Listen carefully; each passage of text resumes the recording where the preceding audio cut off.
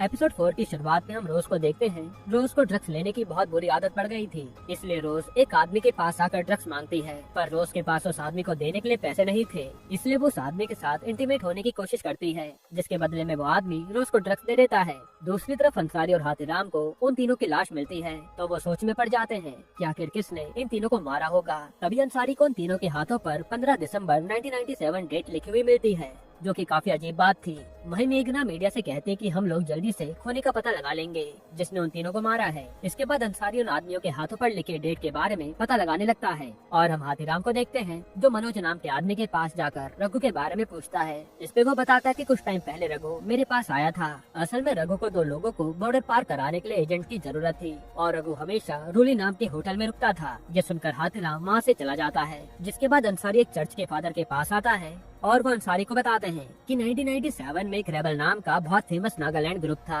और वो गैंग काफी लोगों को मारा करते थे, पर अभी के समय में वो गैंग पूरी तरह से टूट चुकी है। ये सुनने के बाद अंसारी समझ नहीं पाता कि अगर वो गैंग टूट गई है तो उन तीनों को किसने मारा है। यहाँ हाथीराम जल्दी से रोली होटल में रघु का पता लगाने के लिए आता है, तो हाथीराम को पता चलता है कि रोली होटल रेड्डी की बीवी का होटल है। तो रेड्डी की बीवी हाथीराम से बात करने के बाद होटल के अकाउंटेंट घोष से कहती है कि तुम हाथीराम को होटल की सीसीटीवी फुटेज दिखा दो, पर फुटेज के अंदर हाथीराम को रघु कहीं नहीं दिखता।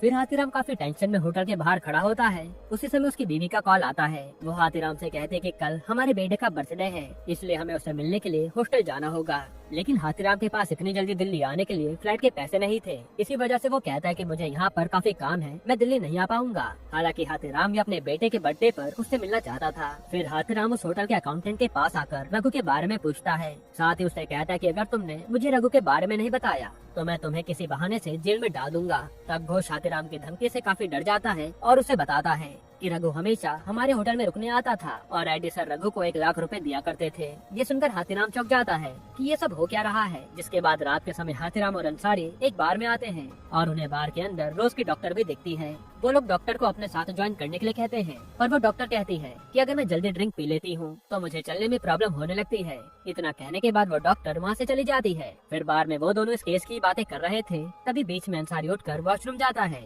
इतने में अंसारी के फोन पर एक लड़की के नाम से कॉल आता है। तब हाथीराम को लगता है कि ये कॉल अंसारी की गर्लफ्रेंड का होगा, इसलिए वो कॉल करके बताने लगता है कि सर तो बाहर गए हैं। पर बात करते समय हाथीराम को पता चलता है कि अंसारी ने एक लड़के का नंबर लड़की के नाम से सेव किया था। असल में अंसारी एक गे था और उसका ये लड़का बॉयफ्रेंड था। ये जानकर हाथीराम को भी शौक लगता है। फिर घर जाते समय रास्ते में हाथीराम अंसारी से कहता है कि मुझे पता है कि तुम गे हो, लेकिन तुम भी एक इंसान हो, तुम्हें अपने फैसले लेने का पूरा हक है और मैं हमेशा तुम्हारे साथ खड़ा हूँ। ये सुनकर अंसारी काफी खुश हो जाता है कि किसी ने पहली बार मेरी मजबूरी को समझा है। फिर अगले दिन शिव हाथीराम को आकर दिल्ली की फ्लाइट के टिकट देता है और असल में ये टिकट अंसारी ने भेजा था। अंसारी को पता चल गया था कि हाथीराम अपने बेटे के बर्थडे पर उससे मिलना चाहता है, जो देखकर हाथीराम भी बहुत खुश होता है। फिर हाथीराम जल्दी से एयरपोर्ट पर चला जाता है। दूसरी तरफ रेड्डी नागालैंड के पॉलिटिशियंस के साथ समिट में बात कर रहा था। उसी समय रेड्डी को थॉम के बेटे रूबेन का कॉल आता है। रूबेन उससे कहता है कि मेरे पापा के जाने के बाद उनकी सारी दौलत मेरी है, इसलिए तुम उनके पैसे मेरे नाम कर दो।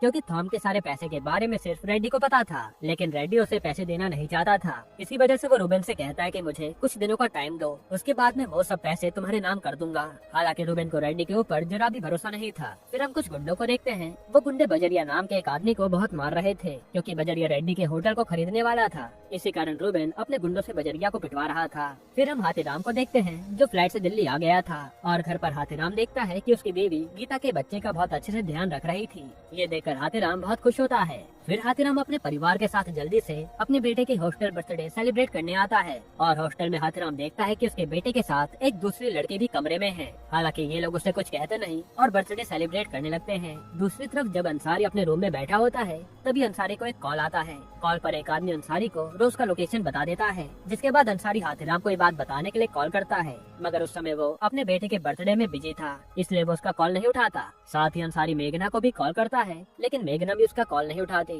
वही रोज अपने घर में बैठी होती है। इतने में कुछ रूबेन के गुंडे रोज पर हमला कर देते हैं और वो गुंडे रोज को मारने की कोशिश कर रहे होते हैं, पर वहाँ उसी समय अंसारी आ जाता है और वो रोज को उन गुंडों से बचाकर अपने साथ कार में ले जाने लगता है। तभी हम डैनियल को देखते हैं। डैनियल की नजर अंसारी और रोज पर रहती है और डैनियल अपनी स्नाइपर से अंसारी के सर पर शूट कर देता है। तब गोली लगने की वजह से अंसारी की ऑन द स्पॉट मौत हो जाती है। तभी रोज कार से उतरकर जंगल की तरफ डर के मारे भाग रही होती है, लेकिन इतने में डैनियल रोज की पीठ पर गोली मारता है और रोज भी जंगल में गिर जाती है। यहीं पर एपिसोड 4 खत्म होता है।